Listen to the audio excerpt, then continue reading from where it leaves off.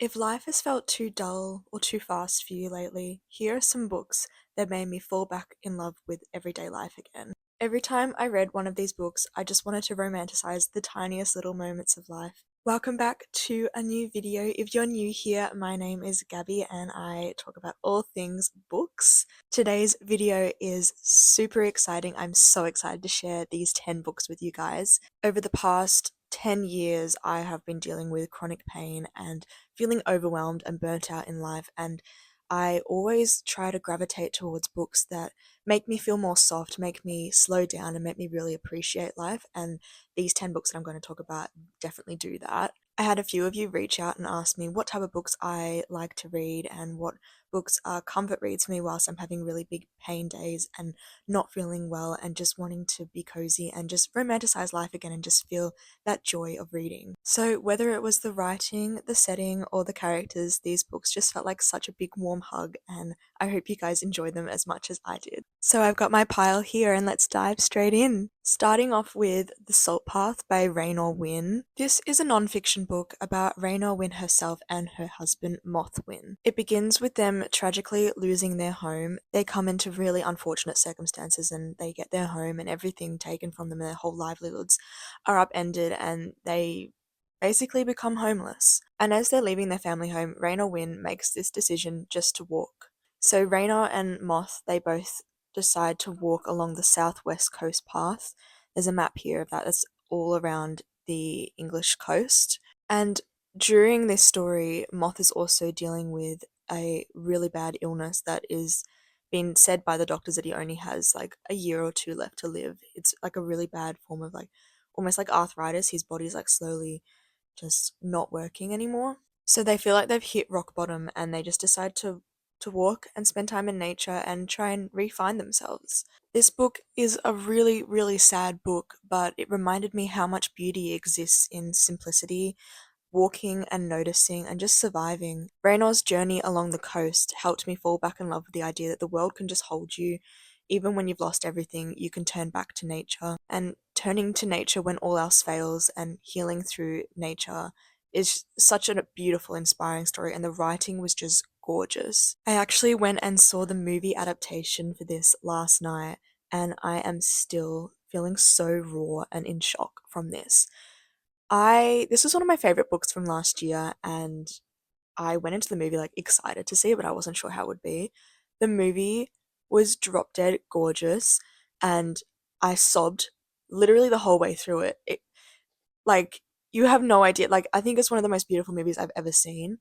I did not expect it to be so amazing. I didn't even watch the trailer or anything, so I went into it blind, not knowing how it was going to be, what the actors were going to be like. The performances were so tender, and the cinematography was just incredible. It just captured the wildness and the wilderness on the screen just so beautifully. The setting of the English coast, I didn't realize was so gorgeous, but what struck me most in the movie and what made me bawl my eyes out was just how well the film captured the central message of the book. It really focused on the fact that home isn't always a place, it can be a person, and it can be just that feeling of feeling free and out in the open. And I think the movie just complemented the book so well. It doesn't replace it, it doesn't try to outdo it. Instead, it expands on the same themes from the book, making the best of an impossible situation and finding the joy in small everyday things and healing from nature. It was just such beautiful writing, and the movie just did it so much justice. And it really reminded me to romanticize my life and be really grateful for everything that I have in my life, and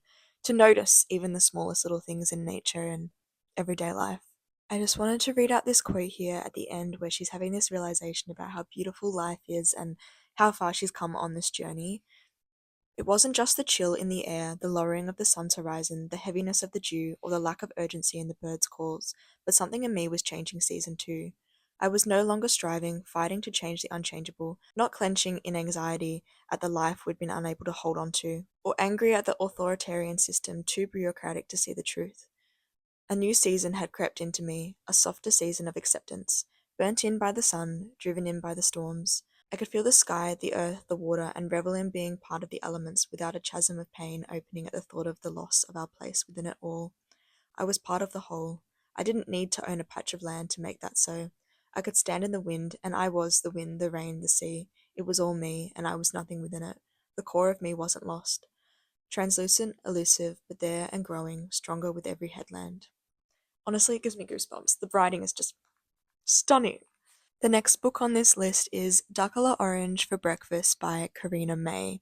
I don't have a physical copy of this book because I read it as an ebook ages ago, but it's still stuck with me to this day. I think it's been about 2 years since I last read it. This book, on the surface, looks like just a typical romance book. It follows Maxine, who is a food journalist, and she is just dealing with a breakup from her long term boyfriend, and she's also dealing with a brain tumor and going through the whole process of that. So, as she's grappling with that, she decides to hit up the dating scene again and download some dating apps and go on there with no actual thought behind it. She doesn't think she's going to meet anyone, and she doesn't want to meet up with anyone while she's going through these medical issues. And she ends up chatting to one guy on here, and they share a lot of food recipes. They cook online together, but she doesn't want to meet up with him, and they purely become best friends. And it's kind of like a friends into romance story, and it becomes really, really wholesome and just such a celebration of food and love. And I just really love this story. It was so cute. There's even a little trip to France in, and it really talks about how beautiful and nourishing food can be. And it was just, the recipes were mouth-watering. I loved reading about the food element of it, and then mixed with the beautiful romance and just a self-discovery. It focuses a lot on Maxine and her experience more so than the romance. The romance is more of like a subplot, but it ends up being just a beautiful story. And I really love the way that Maxine, the protagonist, she really makes the most of a situation that is quite awful for her. She is going through a really bad breakup, and she's still heartbroken, and she is dealing with really bad medical problems, and she still sees the beauty in life and food, and it's just a really sweet story. I've got a quote here that says, "Life is going to throw you some curveballs, but don't you dare let anyone dull that sparkle. You owe it to the world to share your gifts, but more than that, you owe it to yourself." Next, I have Sunbathing by Isabel Beach. I found this copy at the op shop, and it's a signed copy, which is one of my most prized possessions. That's it signed there. Gorgeous. Isabel Beach is an Australian author, and this novel reflects on grief and loss. It follows a woman who, she lives in Australia, but she goes over to the Italian countryside on a farm, and she goes to stay with some friends while she's dealing with grief and loss and a lot of guilt and reflections on the past. But while she's there, it really romanticizes just the everyday life and just really being present and happy with small little rituals and things to get you through that grief. It really discusses the beauty in slowness and routine and finding meaning in sitting still and sitting with your emotions. And it really romanticizes small, simple routines, just like cutting fruit and sitting out in the sun and reading. And it really made me appreciate what I have and to be excited for the new people and places that I will eventually meet in my life. It was just so, so beautiful. The writing, there was so many quotes that I underlined. It was just so fresh and just beautiful, beautiful writing. The quote I have here is, "Gulia and Fab like to do things. Each day there was watering the garden, and every few days there was pulling new weeds. There was crushing the eggshells from breakfast and lunches and scattering them on the plants, around the stems of the tomatoes and zucchinis. There were food scraps to be taken to the compost pile and compost to be taken to the garden. Gulia had bread to bake and almonds to roast, tablecloths to hand wash. She turned the compost pile over, an unpleasant job, twice a week. Fab, rather than performing routine tasks, invented new jobs for himself, ones that took weeks or days, like clearing out the basement or making bales out of sticks found around the house for burning." So as she sits in the Italian countryside with her grief, she becomes really good close friends with these people, and they help remind her to just take it slow and take it step by step and just focus on the present and do simple routines and really romanticize what you have at this current moment, which is really hard when you're dealing with grief and guilt and loss. But it's a really, really beautiful book, and it made me cry. It was just stunning, stunning writing. Next is Tom Lake by Anne Patchett, and just looking at this book makes me romanticize my life. This book cover is gorgeous, and not to mention the daisies on the spine. Are you kidding? Like, obviously, you guys know that I love daisies because my name is Paperbacks and Daisies. This is not a paperback though, this is a hardback. But we will let that pass because this hardback edition is just gorgeous. And also, this is signed by the author as well, so feeling very, very lucky to have this edition.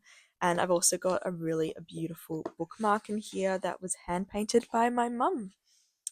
My mother herself painted a little apple bookmark for me.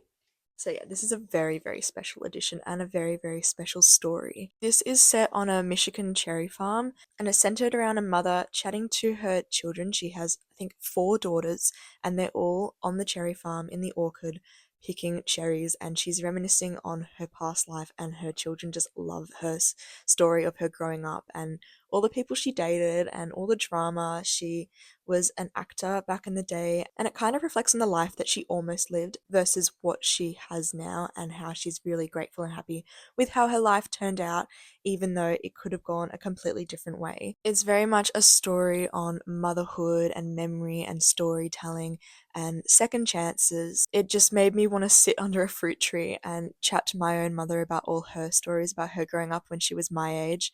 It was really wholesome, and it was just a beautiful story about love between mothers and daughters. And it was very much a magical story. It felt like a very summertime read. It was just very fresh, and I just loved it. It was written really beautifully. And the quote I have here for this book is, "There is no explaining this simple truth about life.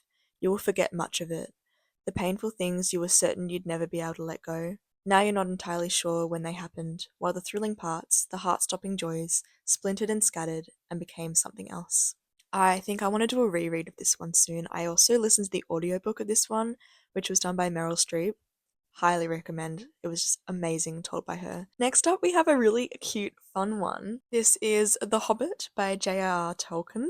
I don't think I need to explain to you guys what The Hobbit is about. It's obviously the beginning of the whole Lord of the Rings and centering around Bilbo Baggins himself. This is very much a comfort read and just really centers around imagination and wonder, and just really, really wholesome, and just the writing is incredible in this one. I don't have my copy with me at the moment, but it is one of my favorite books that I have read. It's very much a story about adventure and comfort and homecoming, and the story reminds me that life is both an adventure and a return to warmth. It reminds me to step outside my comfort zone and create memories with my friends and just appreciate the small little things. I honestly feel like I am a hobbit sometimes.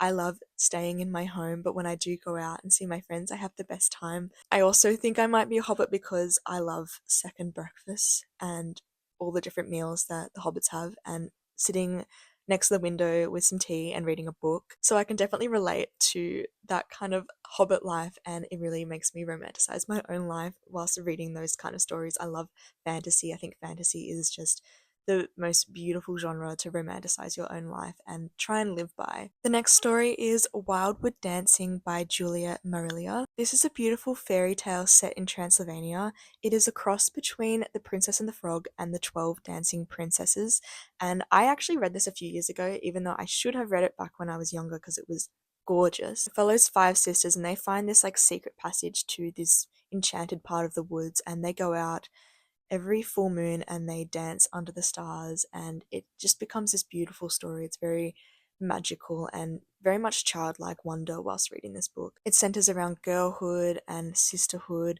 and that magical like wonder that you feel when you're young. It's very nostalgic, and it just made me feel like a young girl as I was reading it, with so much excitement and awe and just amazement at forests and magic. And it really romanticizes that aspect of nature. When I go out on a walk, even now, sometimes it feels like there's fairies around, and it's just beautiful and magical. And it really discusses those stories that are passed down through families and shared, those magical stories. The next book I have is Dallergut Dream Department Store by Maya Lee. This book was gorgeous. This is very surreal, whimsy, dreamlike magic. It really talks about believing in your dreams and wonder, and really is magical realism and cozy escapism in a book. It is amazing. This basically discusses the idea that when you go to sleep, you go to this store in your dream and you go and buy dreams that you can dream about at night. It's kind of a really wacky, weird concept. It's like talking about the different dreams that we have, and there's this one girl who works at the store, and she recommends different dreams to people depending on what's happening in their lives, and they can buy different dreams, different genres of dreams, And it's just so wacky and cool. I feel like it would be the coolest Studio Ghibli movie. I can really picture it becoming a movie. And it just really opened my mind and it just made my imagination run wild. And I love this quote here. It says, "Whether you have a good dream you bought from this department store or do not dream at all of us sleep in one way or another to get closer to tomorrow." Really highly recommend this one. And there's a sequel that's just come out, and I have to read that really soon. The next book that made me romanticize life in a different way was Cold Enough for Snow by Jessica Owl. This was a very quiet, lyrical meditation on travel, art, and family, and it follows a woman's journey through Japan with her mother, reflecting on her life and her mother's life, and searching for connection and meaning. It's really reflective and subtle and poetic and very lyrical writing. It was so gorgeous, a very short read but really impactful, and it really focuses on mother and daughter bonds and art and meaning. I really feel that this book whispers rather than shouts, and it reminded me how beautiful introspection can be. There's so many scenes where they're wandering through art galleries and rainy streets, and they're just reflecting on their life and their love for each other. And I really love this quote here that says, "I thought about how vaguely familiar this scene was to me, especially with the smells of the restaurant around me, but strangely so because it was not my childhood, but my mother's childhood that I was thinking of, and from another country at that. And yet there was something about the subtropical feel, the smell of the steam and the tea and the rain. It reminded me of her photographs or the television dramas we had watched together when I was still young. Or it was like the sweets she used to buy for me, which no doubt were the sweets her mother used to buy for her." Really, really beautiful book. Next up, we have Lanny by Max Porter. This is a really weird and wacky book, but it really made me reflect on that childlike wonder and amazement at the world. It's a haunting and poetic story about this strange, magical boy set in England. He lives in this English village that is just overgrown and full of nature and forests, and it blends folklore and nature and a lot of magical realism. It was really earthy and strange, and it really felt like I was listening to the earth breathe. There were parts where it felt like it was told from the perspective of the earth itself. And it was really beautiful, lyrical, poetic writing. And it just made me want to be young again and walk barefoot through the forest and listen to the trees and play in the woods. The quote I have here for Lanny is, "I'm a sound, a whisper, a breath of air, a rustle in the leaves. I'm the voice that tells you to hush when you're about to speak." And I really loved during the parts where it was told from the young boy's perspective and also the earth. It really showcased the childlike wonder and the amazement and the excitement through the way that the lettering was formed on the pages. If you can see, it's like all over the place and it just has this like whole like weird arrangement of words. And yeah, it was just really cool formatting. I'd never seen that before in a book, and I just thought that was really interesting. And the last book that I have on this list that really made me romanticize life and also got me back into swimming and really enjoying nature and spending time out in nature was At the Pond, Swimming in the Hampstead Ladies' Pond, a collection of essays by various authors. This is a gorgeous collection of personal essays, all centered around the London's Woman's Pond at the Hampstead Heath. This is all different authors. A lot of them are really beautiful. I don't have my book with me because my mum is borrowing it at the moment. She's reading it, so I don't have the list of authors here, but I will put it on the screen. But every single one of those authors just wrote so beautifully and from the heart. It's a celebration of nature, female connection, and the small sacred rituals of everyday life. It really helped me and reminded me to romanticize being in my body and in the water and in the moment, and centers around water, bodies, memory, community, nature, sisterhood, and just connection to others and connection to nature. This collection made me romanticize swimming, and not for exercise, but for ritual and for healing and for connecting to nature. And the quote I have here is, "The pond is a place of quiet transformation where the water holds you and the world slips away." I loved the way that the stories all interconnected and they went over the different seasons of swimming throughout the whole year, and it was just beautiful, and it's really inspired me to swim more. And I think swimming and cold water swimming is just such an important, amazing thing to do for your body. It is so good for you. And yeah, I just love it. Anyway, here are the books that made me romanticize life and just feel so cozy and like a warm hug whilst I'm reading them. There are so many beautiful quotes and such amazing, beautiful writing. I just absolutely loved every single one of these. These are all all-time favorites of mine. I'm thinking I might make part 2 to this one because I have so many gorgeous, beautiful books that I have read that make me feel this way, and I'm just so grateful to have read them and for there to have been so many books out there that are just so gorgeous and make me really appreciate my life and make me romanticize and make me look at life in a really beautiful way. So let me know if you would like me to do a part 2 and if there are any books you would like me to include in that. And thank you so much for taking time to watch this video. I had so much fun chatting about these books and finally getting to share some of these stories with you. I read some of these like 2 years ago and I haven't chatted about them on my channel yet. So it's been really nice to take a trip down memory lane and revisit these books and these stories that made me feel so much comfort and love. Thank you so much for watching, and I will see you all in a video later in the week. Bye!